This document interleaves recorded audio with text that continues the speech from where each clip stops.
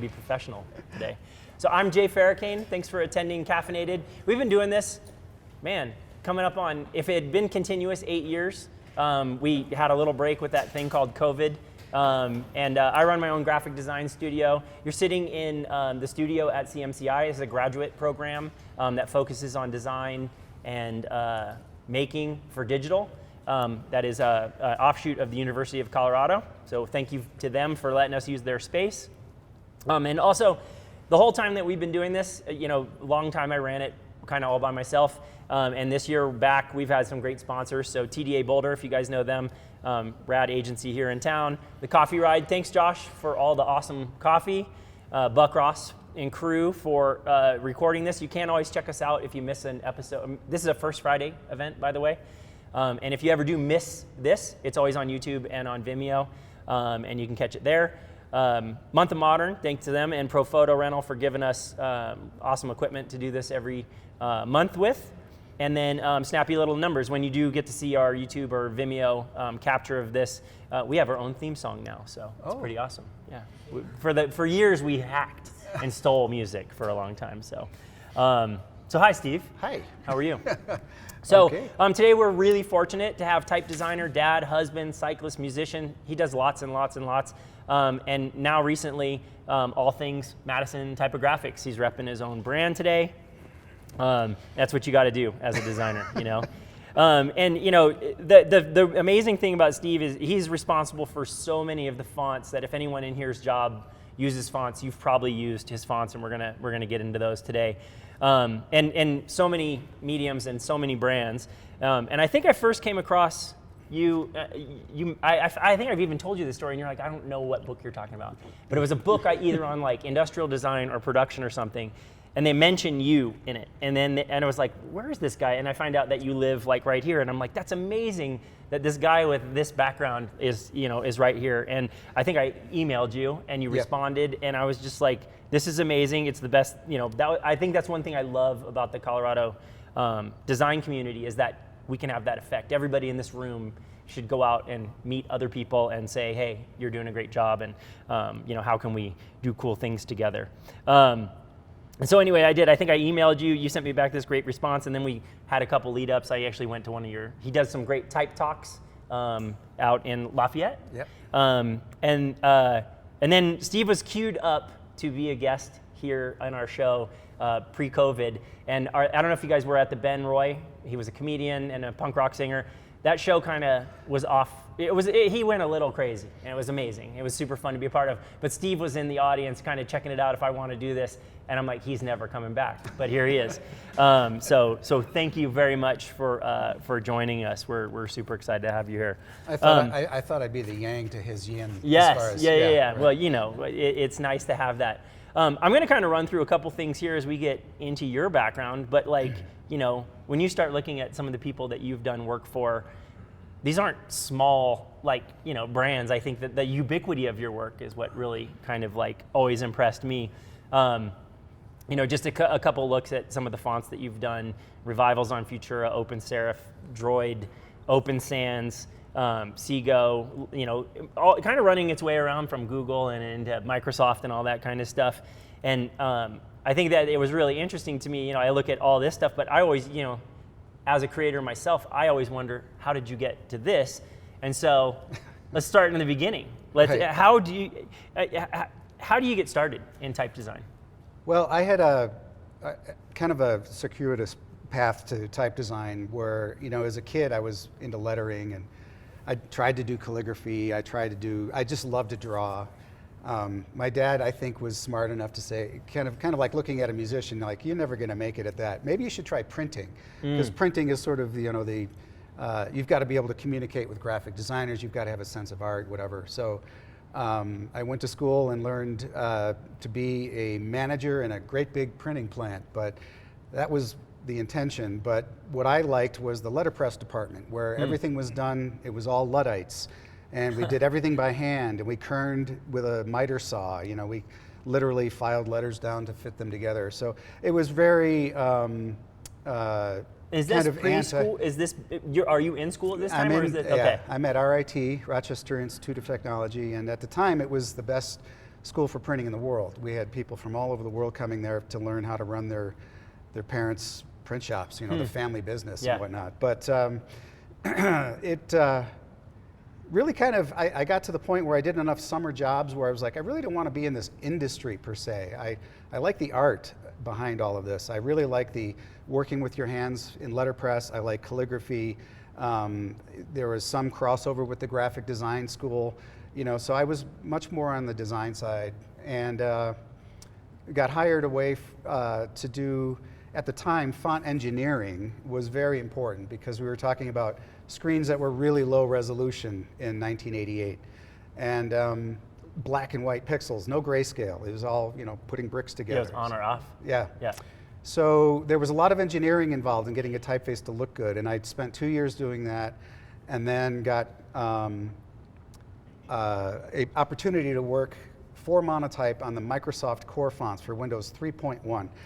And if you remember Windows 3.1, the most popular feature was Minesweeper, and it's all very black and white bits, and it was very interesting. It was fascinating being able to make old typefaces look as good as they possibly could at these low resolutions, but I really wanted to start designing my own fonts, especially after going to Monotype in the south of England and seeing this factory that had produced all these classic typefaces like Bembo and Centaur and Gill Sans and whatnot, and wanting to be part of that history. And so on the side, I started dabbling with the font editors, and I got a letter from my friend Andy Mead in Oak Park, Illinois, going back to, I think we were 4th or 5th grade friends, and he had this great handwriting, always admired it. He did all the lettering for our band posters when we were in high school, and he wrote left-handed. His dad was a graphic designer, so I think he had some sense of style. Right. And so he wrote me this letter, and I'm like, I really love this. And I picked out certain letters that I really liked, a couple of the N's, a couple of the E's, whatever. I digitized them, and I wrote him a letter back in his own handwriting. Did you print it? I printed out printed it out and wrote it back, sent it to him. So surreal. And he was just like, like, I didn't write this, but was there many? So this is an example. This is actually the first font you ever did. So the first font I ever did was actually a music notation font at my first job after college, and it was done for Atari computer, and Atari at the time was really sort of cutting its own path in the early desktop computer thing, and they had a big music following, like music authoring and what have you. So they had software that needed to typeset music, and so I did that as my first. And your background foray. In music had to help. That's the for sure. interesting thing I think about, like, your work and entering into type design at such a kind of interesting period in our history. You had one foot in like physical type and printing and all that kind of stuff, but then this massive like unknown of digital. Right, and it was really fortunate that RIT happened to have one of the first Macintosh labs in the country. So it was like, we were getting fed the latest and greatest tools, and so I was able to teach my instructor how to use Illustrator, for instance, and then walk next door to the letterpress lab and hand compose, a Christmas card or something. Right. And so this kind of thing really kind of enabled me to appreciate, what was happening technology-wise with fonts. And then I've been at, as desktop publishing was really emerging, everything that's happened since then, every different change in technology, I've kind of been able to apply some of the old methods of solving problems, and but Andy was a hoot. It was like kind of this loose kind of thing, like these are hand lettering forms, and trying to make them look unique enough to each other that they didn't look like a typeface, they looked like handwriting.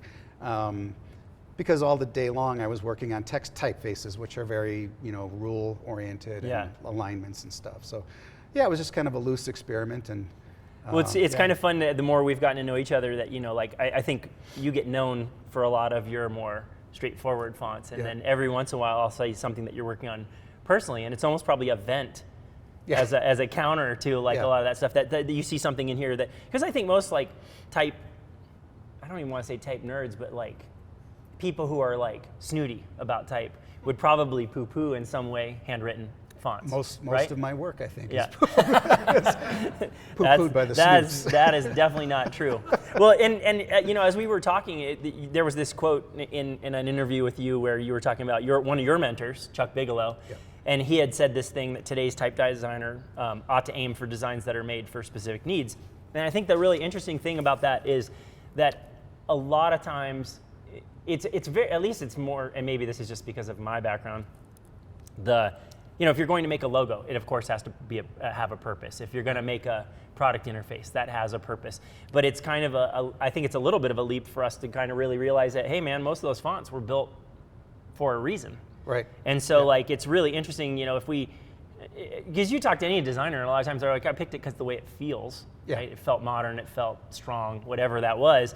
But a lot of times, the purpose of them is deeper than that. So one of the things that Right. I was excited as we kind of have gotten to know each other a little bit more, you know, I think talking about your one foot in the physical world and understanding like making fonts for printing and things like that, but then moving into screens, Yeah. you know, the time that you worked on Droid, screens weren't great. No, they were And certainly everything's not really small. Yeah, they certainly were not Retina displays. This 2007, and I mean, you could physically hold it at arm's length, and you could see the pixels. You know, you could Yeah. see the rough edges. So, when I was working on Google's campus to draw Droid, you know, I'm looking at letters this big on my screen, and the UX guy's kind of like, you know, we almost never will show your font that big because, you know, it's a mobile device. And I just kind of laughed. I'm like, well, yeah, but you know, it's all about these subtle tweaks to make it look good. And you literally are drawing, right? Yeah. Like drawing is a part of your my process. process includes a lot of sketches, and then I get to digital as quick as I can because it's more efficient that way. But in the case of Droid, they were literally plugging in the latest version of the hardware, which might be a screen attached to a motherboard over here, and then, you know, there's some, you know, they've got a battery, and they've got it's like It's a little like battery clips. Yeah, exactly. Dragon clips or whatever Yeah. they call them. Yeah, I mean, it's literally like the patient's open on the table here. And, and then, you know, I'm making edits to the typeface, and then they load it in to the screen, and then you see how it looks on that screen. And so, you know, little adjustments made a big difference. And I mean, we're not talking about macro things like the X height.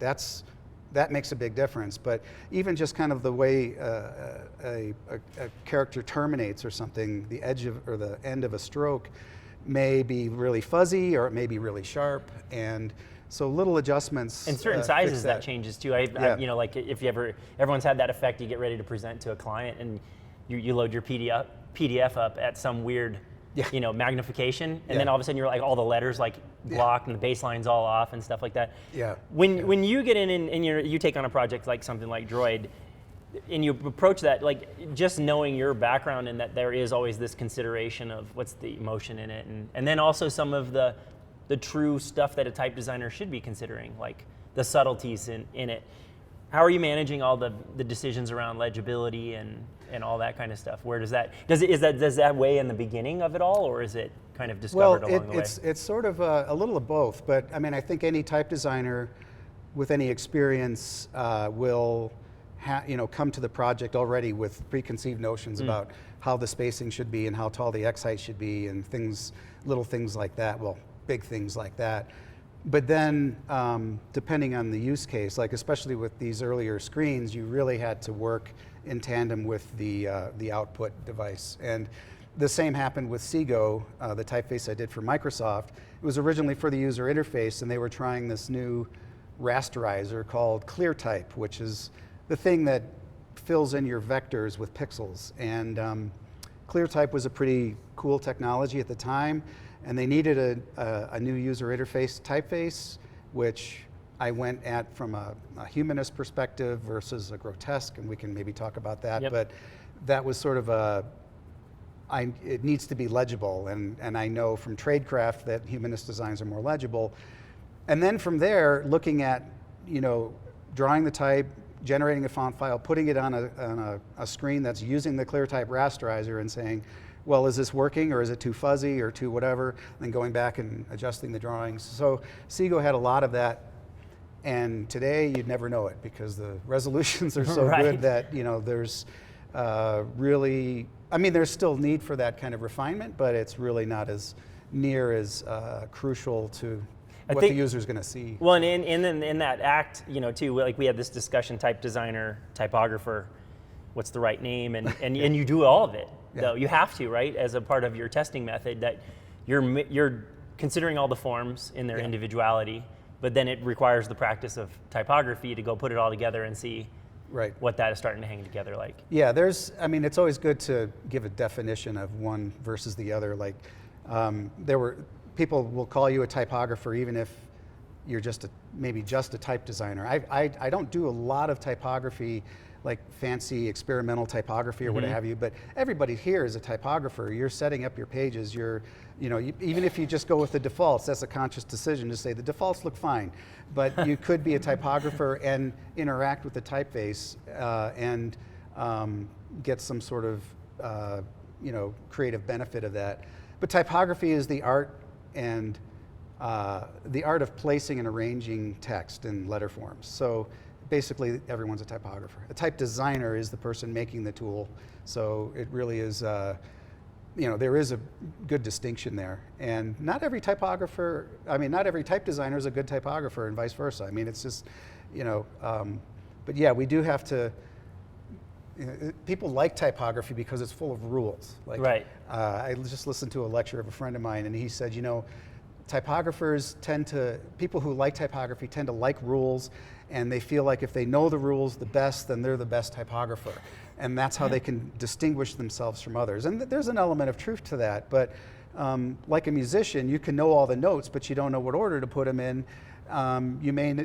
It's where you kind of break the rules or push the rules is what helps define you. Right. And the rules are really mishmashy. I mean, you can say a line length of should be 2.5 alphabets, should be about 60 characters or so long before you go to the next line. Otherwise, the reader has fatigue. Well, that's true generally. Yeah. And it's about 60. It's not a rule of 60. So yeah, there's a lot of places then I think design is guilty of that, a lot of trying to make these absolutes, right? Yeah. And I think that's always the thing that drives me crazy, because if given the right purpose or context, those rules have to be sometimes ignored. Because tell the Swiss that you got to go that far out, and they want to make every page like 4 columns or something like that. Newspaper grid or something. Yeah. Well, and it is funny that you talk about the idea of like setting type and the subtleties of how you're picking what you're going to put on the page. And you and I were having that discussion about when I was my first design job was making annual reports. So it was like laying out a lot of boring content. So I would use the font as the way to build the rules for myself, so I felt like I was actually doing the craft of design, not just laying out a Word doc, in some weird way. And it is. I think whether we construct those rules sometimes to just help us get our jobs done or whatever, it's just part of the craft. But I do think the subtlety is knowing when to challenge it and let the rule break. Yeah. And one of the things I was really excited about when we first started talking here, and you gave me a little bit of the backstory on your work with Toyota and Saatchi, and it was really interesting because so any ad you guys see for Toyota today, print, digital, in the car, it's all built around one standardized font family. Right. Yeah. The car is a little different, but that's a different branch that we don't need to go into. But there's some discussion among people at Toyota about whether to go into the vehicle. But it's nice to watch football on Sunday and see the Toyota ads, and there you are. So it's the only way my mom really identifies with my work. You're really doing good now. Yeah, she's like, that's my boy. But it only took 30 odd years. Yeah, no, that is a funny thing. Every once in a while, my kids will see something on, and then they're like, "Oh yeah, you actually did something kind of cool." Just thought you were sitting in your trailer all the time. But it was interesting too when you started kind of peeling back on this story that. Every once in a while, and I think this is an example, obviously we're going to talk about type, but it's also it's an example of selling design in a way too, right? Very much. Because did they truthfully show up with, we want to use this font, and your job was going to be help them employ it? It was, no, they knew they wanted a custom design. Okay. But they had very specific ideas about what they wanted us to create. So they really wanted, like Saatchi had a very good idea. In fact, Kenji Shiboy, I'm going to get his last name wrong. Sorry, Kenji. Anyway, he was an RIT grad, and we bonded on that. It was kind of cool. Yeah. And but part of me thought, oh, RIT had a really, they were all about Helvetica, and it was all about brutalist, and so I'm thinking Kenji may not be a real easy sell, you know, and. But it turned out, and he was really open to what I ended up proposing. But they did have a very specific idea. Toyota is automotive, and engineering is really precise and important. And then they let it slip that their sort of company motto is "We move people." And they let that slip in their presentation to me. And Steve is like, humanist. It stuck in my brain, and so. I was like, well, maybe you want to kind of cut back on this whole compass and ruler and precision and cold technology-driven typeface and add a little bit of warmth to it. And that's kind of, you know, how we went from top to bottom. Originally, so everybody's pretty familiar with the Toyota logo being very geometric. So, okay, that part I wasn't ever going to win, you know. Right. Geometry, let's make the geometry human somehow. And the tagline "Let's go places" was set in Helvetica, a horrible version of Helvetica. And you know, it's funny until every once in a while when you zoom in on these things or you start actually paying really attention, like the S is horrible. Yeah. This is where they were when they presented to me, and with the custom typefaces, they wanted, you know, the tagline in the automobiles every car's sort of. Industrial design to go with the typeface, and that's hard. I mean, you go from a RAV4 to a Prius, you know, it's kind of, or a truck, 4Runner, or a Tacoma.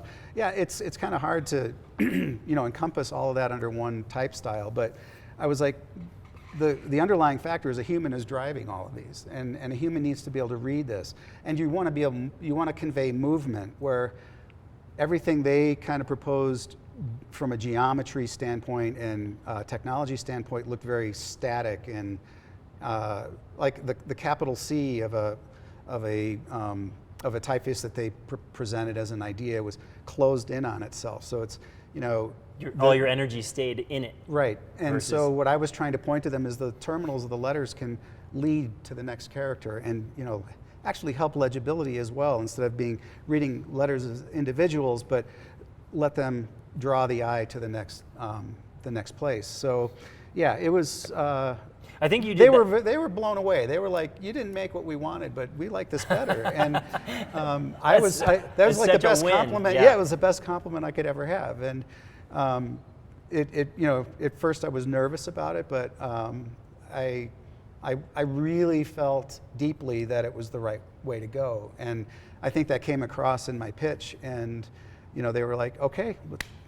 So well, I think that you know, a lot of times you know, you kind of wonder why designers get so hung up about little details and things. And it's genuinely because if you're working on something that you really care about, or you know, you're experienced enough to know, like, this is the right thing, there is that, like, you know, talking about the leading up to presenting that work, there is that anxiety. And I think this is an exemplary story of, I had a mentor a long time ago tell me, when you meet with the clients, listen to what they're saying, not what they're asking for. Right. And there's a subtlety in that fact, and that's what you were kind of doing. And I love the fact that you're like, well, they let something slip, and I'm going to hammer in on that, because it's the best thing when you can put their own ammo in front of them. Yeah. So is the presentation showing up and saying, I know what you asked for, but I want to... That was essentially how it went down. Yeah. It was. You know, I had prepared several examples, and you know, one thing I learned from a mentor in college was, you know, if you show a client 3 different things, they better be things that you like, because if any one is one that you don't like, that's the one they're going to pick. So that was, you know, has been clear to me for many, many, many years. And so when I went into Toyota, I made sure I was happy with all 3 proposals.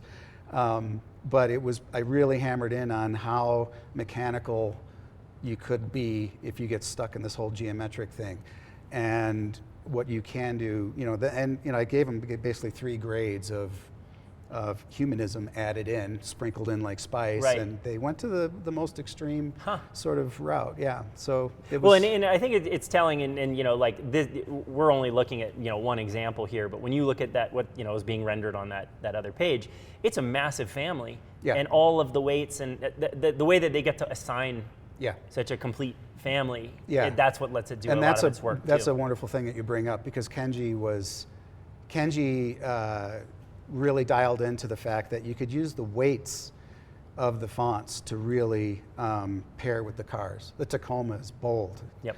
The semi-bold was a Corolla, and yeah, the It's Prius such a was smart light, way to do it, so- because I have had clients that, you know, like every time their brand, you know, bike clients especially, you launch a new model, there's a whole, like, it almost gets its own brand around that. Yeah. And at some point, you're talking about a central organization and how much easier is it for a customer to connect to it, Yeah. or a fan even, to connect to it if it's consistent.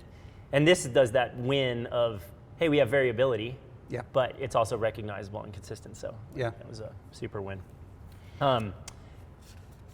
You know, and the other thing is you know, I think the ubiquity of your work and some of the stuff that you've done in your past, it was, and I would bet type designers hate it when I thought that, when I say this or think this, but I'm like, do we really need more fonts? Like every once in a while, like I have a friend that runs a studio, and every time he pitches a client, he designs a font for them, or a typeface.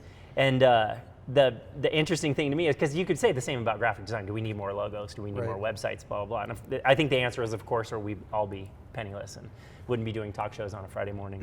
But there are so many good fonts out there, and you know, like, you know, I think about discovering, like, hey, Futura had been redone. You get tasked with that. You know, there's a lot of responsibility in that, and I think some people would even say that font was perfect. But I loved your peeling it back. You weren't a fan of Futura, really, right? I was not. Mainly it's just boring to me. I just, you know, but the thing about it was, when there was conversations at Monotype about redoing Futura, well, let me step back. There's one main reason that Futura was considered to be redone. One was going to make a lot of money. Let's it's not a forget popular that. design. And you know, the other element of it was, people start with Futura and then they're like, wow, if I really zoom in, it's kind of crappy. And somewhat limited. And very limited, and the family was really wonky compared to today's typefaces, which have a very logical range of weights and naming of the weights. You know, the black is actually darker than the bold, whereas and it was it's not the other a way. weird, shapy font. Right. So there was a lot of that, you know, very rational, you know, fiduciary and making it easy for today. Those were two very, you know, prominent conversations had at Monotype. And then I went to the Book Arts League and saw that we had Futura and Hot Metal, and I used it to print a broadside. And I kind of looked at it a whole new way. I was like, boy, this really is kind of beautiful. I'd never seen letterpressed printed Futura. I'd seen some specimen books, I'm sure, ages ago, but they never really, you know, stuck to me. And it had a warmth to it that was like, well, I could appreciate this. And because the digital versions were so horribly made, and I can go into how in the early 80s, all the foundries were trying to rush typefaces to PostScript format, and they ran all these algorithms that really didn't do service to the shapes of the letters very well. So that was a fascinating thing that we talked about in the lead up to this, that you made me realize that, like, in that transition from physical type and even, you know, like phototype, in its translation into digital, if it got rushed, it was like a photocopy of a photocopy. And what we're seeing today and what most of us use in fonts isn't necessarily what was originally designed as. Right. Because of so many things transpiring in the background. And that was like such an aha to me. So like then I did start thinking about Futura. I mean, there's books written on just Futura, you know, like, and so it was funny because like I have always thought about it limited, but I always thought it was a really sturdy, complete font. And then I started looking at it, I'm like, yeah, that's named whack. Like, I told you that I even thought that the black version, somebody had like corrupted a font in mine. I'm like, this can't be part of this. Like, there's no way that they would have let this out of the Bauhaus, you know? So anyway. But yeah, I mean, that's to your question about why would we need more fonts. I mean, there's a lot of fonts out there that need to be revisited because of this rush to digital that happened. And Futura is a great example of this. We did Helvetica Now, which was a similar treatment to the Helvetica family, which I've never liked Helvetica, but it has its place. And the retreatment of it, took care of spacing issues and bad digitizations, bad naming, a lot of things. It was a 18-month process of going through it. And then making a variable version of it so that, and same with Futura, so that it could be relevant today with today's designers playing with variable fonts. So there is this important, need to keep these classics relevant today, and that's why revivals are important. But the question of why more typefaces is, one thing is not necessarily more; it's fixing the fixing the old ones. Well, then and purposes, we won't run out of purposes. Yeah. Or hopefully, right? So like that makes sure that we all have job security in some way as designers. But like it was interesting that making sense of it. I think that's the other thing that too. A lot of times when people forget about design, most people go immediately to the visual completion of something. Yeah. But there is the stepping back and hey, how do we make this better from an organization standpoint? I don't think that gets considered much in typographic design. Well, in design period. Most people just think, oh, it's got light through heavy, I'm good, And this was an interesting font too, because knowing where it came out of, and this font was in development for a really long time, this typeface, right? Was as a family. It didn't take as long as Helvetica because I was working on it. No, we had Futura was cool because Futura, with all of its styles, it's the square version, which we call display, was kind of an afterthought from the original Futura, which was released in 1927. And then they did this really cool Futura script, which really has nothing to do with Futura's geometry or anything. It's just sort of a nice companion. And the Stempel Type Foundry said, "Oh, let's use the name Futura because it'll sell." I mean, it's pretty logical. Just wedge it in there. It's like a freebie or something. Yeah, no, it was very, there was a very commercial reason for making Futura Now script, or Futura script. And we looked at it and we thought, wow, it really is a beautiful design and could be made with more weights than originally made. So yeah, we treated each aspect of the Futura quote unquote family in a very logical, planned out way. And it actually, some of the outline and inline versions that I did, I was kind of like, ooh, wouldn't it be cool if we add this? Wouldn't we? And they were starting to say, oh, we got to ship this. And so, well, the thing that was interesting to me as we talked about this in particular and thinking about the era in which it came out, I think a lot of again, back to if we call it type snobbery, most people think about the sans serif modernist kind of families as there's just a purity and then not a lot of personality or character in them. And then you see this whole set. And then you do think about places like the Bauhaus, which I think most people's belief of those institutions at that time were really rigid and straightforward, but then you forget they had performing arts and they were doing ceramics and there was life in there. And so it was really interesting for me to see the whole font set get brought back out in this way. Yeah. So that was kind of a fun. Yeah, you talk about snobbery. My snobbery is when I see a typeface used out of context. And the movie 1917, which you may or may not have seen, is a World War I movie, beautifully shot. I mean, just an amazing thing. But 1917 is the logo, and it's set in Futura before Futura was made. 10 years before. So yeah, that's some serious snobbery. That is right well, that's a very type guy because my wife will be like, "Hey, did you see that billboard back there?" I'm like, "No," but it was set in Gil Sands, or I'll say something like that. But it is an interesting thing the way that makers of things look at stuff like that. Then I don't know if you know this, but we were talking about H&J, and ironically in the Hunger Games, all of the ruling class, everything's set in Gotham, which is kind of ironic because they made that as the font of the people in the Obama campaign. And so I remember watching that movie and I'm like, all the train cars are set in Gotham. That's so subversive. Anyway, all right, so bringing you to now, today, what we're up to. You just launched a font, Bierstadt. And, is it the new Microsoft program? So Microsoft Office 2 years ago now, almost 2 years ago now, commissioned 5 new typefaces to be put into the Office software, Office 365. Okay. And one of the 5, they sort of teased the public with the idea that the public could vote for what would replace Calibri as the default typeface. Who's the public? Are they doing this like through their products? Well, through Twitter. Oh, okay, yeah, okay. You know, Yeah. so so they were taking a lot of customer feedback. Who knows whether that's taken.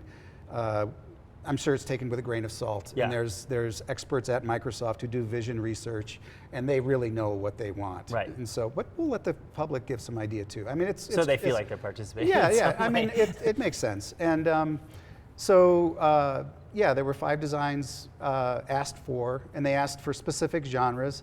I think it was 2 humanist, 1 geometric, 1 DIN style, and 1 Swiss style. And when I was at Monotype, we were tasked with the Swiss style, and I, being the manager of the design group, I said, well, let's put this out to the design group and have everybody come up with ideas. And they were all very excited to, put their nose to the grindstone and think of what is the 21st century Swiss grotesque sans serif style look like. And we couldn't really pick the final one ourselves. We thought, oh, there's at least 3 really good designs here. Let's let Microsoft choose them. And Microsoft said, well, we need to make sure that it's a blind choice because they don't want to favorite you. Yeah, Steve Matteson is submitting one. He's done so much crap for Microsoft already. We don't want to look like we're playing favorites. Steve has done a bunch of good stuff for Microsoft. Okay. and they ended up picking mine, and I think that's kind of fun. And really exciting for me, especially since the design is really, this style of typeface is not really my favorite by any stretch. And I wanted to add an element of humanity to a very Swiss, precise, what's the word I'm looking for?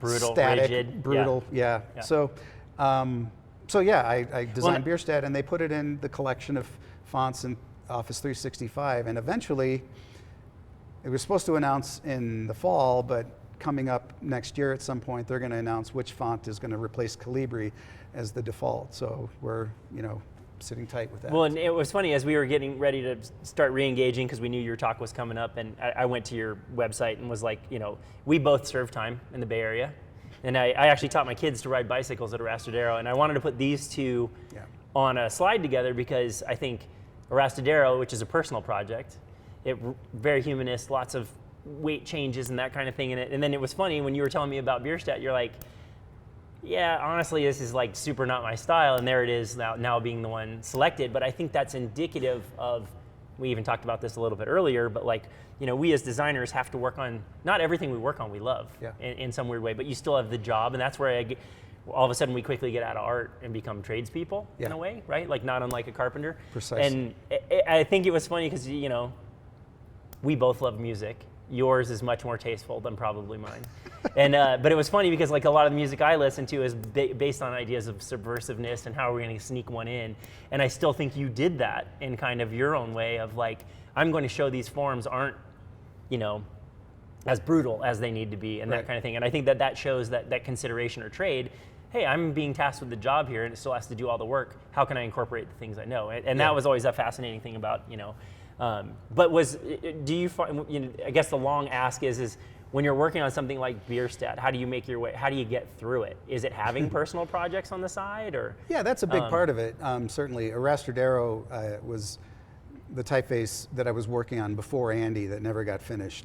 Yeah. It was like your return kind of. Yeah, so when I drew Arastadero, I was basically enamored with humanist calligraphy, and I basically took my broad edge pen and drew Roman letters and a humanist round hand lowercase, and it people said, oh, it looks like Optima. Well, Optima is like super upright stress, and it is quite different from a type designer's perspective. But what's interesting about Arastadero well, I thought was blown away when I found out that you taught your kids to ride there. Arrastradero is an open space in Palo Alto, in California. Palo Alto, yeah. It's a beautiful, beautiful place. And I used to ride there. And so anyway, you know, the name and my first experiments in taking calligraphy and digitizing it, you know, and then going for a bike ride at Arastradero, you know, kind of pulled the, you know, the whole thing together.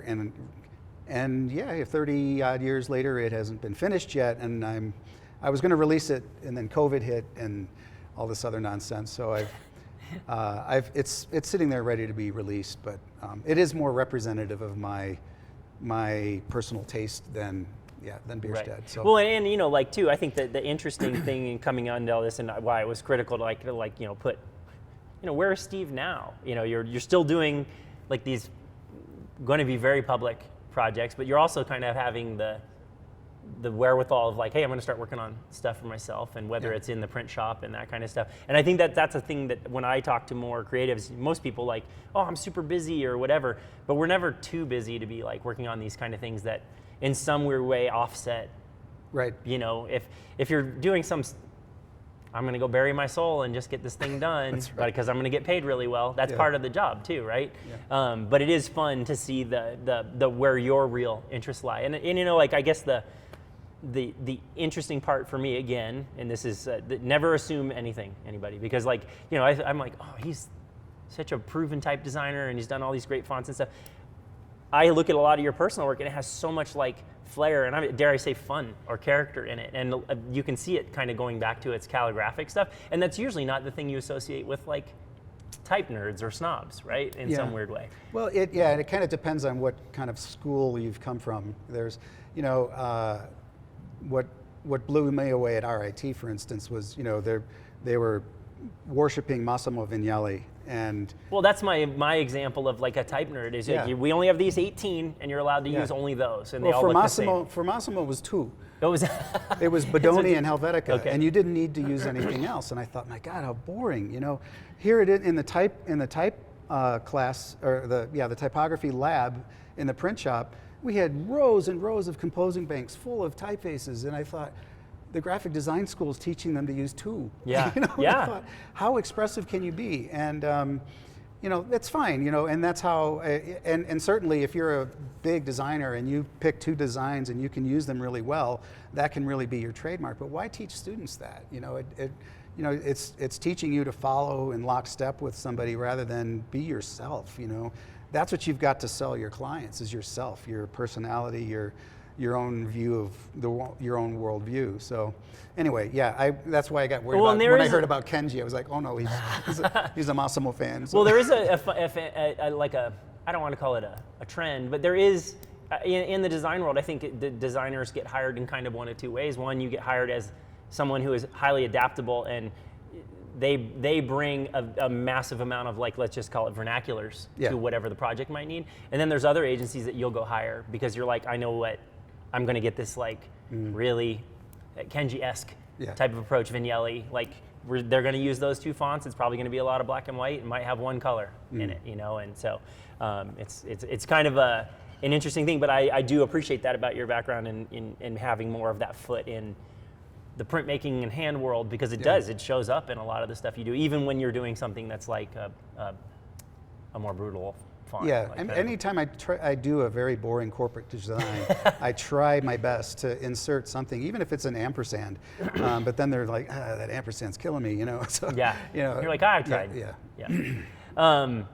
So where do you know, when we start to talk about the future of type, obviously screens and all the technology and things that are coming out, is there anything that like you're like concerned with or like worried about, like where type might head here in the near future? Yeah, I think I'm worried about this in the same way I'm worried about a lot of things, is kind of the dumbing down of information. I mean, it used to be, so type and typography are such esoteric topics, or they used to be. When I graduated, nobody knew what the heck a font was, and now it's commonplace. But you really had to work hard at that time to find out information, and you had to look at books that were written by reputable people, and you know, you really had to seek out the information. Now, I type the word kerning in Google and I come up with 4 million hits. And a bunch of YouTube videos that'll show you. Yeah, and I guarantee you that those 4 million articles were not written by people who design type,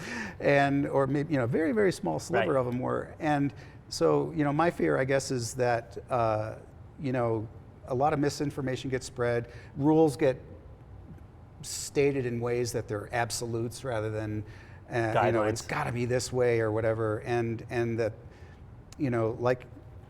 I think that the whole democratization of information is waters down a lot of topics, and for type, for me, it becomes glib and anyway. Well, and I think that I think that response shows that your respect for what you're doing and how serious you take it too, because it does. It's an easy thing to all of a sudden become not considered in the way. Like we were having the discussion around it, talking about hard, fast rules. Like I was told, that's why I was excited about when variable fonts started coming out, because my design professors and even early designers that I worked with, it was like never change the aspect ratio of a font. Mm-hmm. Like that is like, and like I always come back to the idea that like a carpenter isn't going to go like change a screw or anything. You just use it, right? And so like that's how I've always thought about it. And like it has a piece of honor. You use it like that. But now you see people doing like successful stuff where they're tweaking the shit out of it, and you're like, okay, I guess who's to say you can't do that? But I choose to stick to the rule of like, this is how I was taught. Well, the nice thing about variable fonts, and that could be, the great thing about variable fonts is you can change the aspect ratios gracefully without causing but you distortion. As the maker, being the type designer, put some constraints around like, hey, if it's going to change to these extremes or whatever, then we're going to control it. Exactly. So that it still has some craft. Yeah. What gets you excited about the future of the type? Well, I'm going to have to say that when I started in the desktop publishing, you had 4 weights. It was like kind of if it didn't have 4 weights, it really broke the font menu. So every font had to have 4 weights, and very specific. And then when it came to meaning would like overload the machine. When you say breaks the menu. Well, you would click bold and you would get a pseudo bold. You wouldn't get the bold font. So everything had to be in groups of 4, and those boundaries have changed quite a bit, obviously with huge superfamilies and whatnot. But what's happening is when I started non-Latin fonts for setting Arabic or Hindi or Thai, these fonts you would maybe have 1 weight. And it may not have been done very well because it was carried over from phototype and not digitized very well. But today, the non-Latin, and I mean non-Roman letter forms, non-Latin fonts are just taking off. We have really talented designers making really good quality fonts for other cultures. And being part of the Noto project for Google, really gave me an appreciation for that, because we're giving another layer of weights and styles for people to choose from to communicate in lots and lots of different languages. So it was fascinating, by the way. If anyone's ever typed something out and you see the empty square in a thing because the character isn't there, this is Noto. Right. Which is a Japanese, explain. Yeah, so the empty square looks like a block of tofu. And I didn't know this, and when I was brought in to work on this project at Google, they were throwing around tofu. And what is tofu? And then they had to show me that's the undefined glyph. It's a square block. So if a character doesn't exist for that keyboard sequence, it shows a square, an empty square.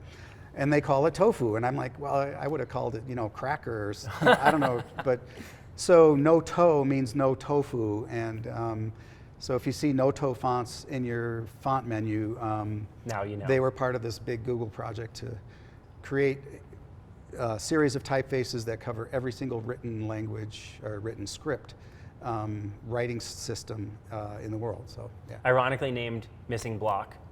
Right. But should never have a missing block, exactly, right? Yeah. It's funny because I've learned so much in getting to catch up with you these past few weeks. And what is the one thing that you wished all designers knew when working with type? There's so many one things, but You're allowed to say 10 yeah, if you need to. I think the main thing that I've run into so much is the fact that it's somewhere around 60% of people need corrective vision, and only a small portion of those people actually take care of it and wear glasses. So that's a huge portion of people to realize that you need to set type legibly. You don't set 20% gray on text on a white background at 12 point and universe hoping condensed. Exactly. And you see so much of that, and it's just such an obvious thing that can be corrected. And you can correct it in a way that's elegant. You don't have to make everything like a low vision reader book where everything is, the letters are 48 point. You don't have to make it horsey and inelegant, but just recognize that a lot of people are going to need to take a little extra time to read this than you may yourself. I think that's actually kind of a byproduct, at least in design school, like we were always pushed to just do like the craziest small, and it was funny because like when I was going to design school, screens weren't good and digital printing wasn't that great. And that perpetuated the belief that sans serifs are easier to read than serif typefaces, because they are easier to read when you're talking about black and white pixels, and there's only 18 of them or 12 of them to represent a letter shape. Yeah, if you leave out the serifs, it's more easy to read. But we're retina display generation now, and we can definitely use serifs as well as we could in the past. Well, it is interesting too to think about, like if I kind of go back through a lot of the things when, back to the purpose of, not only are you including like, hey, there should be some emotional kind of consideration here, whether you call that humanist or whatever the vibe is of the font you're working on. But then also you take into consideration, like even that example of like the first time you saw Futura printed, it all of a sudden read completely different to you. Yeah. And it wasn't that you weren't particularly a fan of the forms, but it was probably part of it, of the legibility of it, that with your background, you were like, I'm not a fan. And then once you saw it in clarity, you're like, oh, it's not that shitty. Yeah. So like, so. Yeah, those were my words, I think. Yeah, exactly. Jay was there helping you say bad words. So, no, but that was such an interesting thing to just watch your whole background and approach around this. But well, cool. Steve, thank you so much. Okay, thank you guys for showing up. Yeah. This being a first Friday every month show, we are not doing a January show. It's always weird with the timing of people not being around and stuff like that. So we'll be back in February. So please join us with a talk with Joey Schuessler, filmmaker guy. Should be great. And thank you all for coming. Awesome.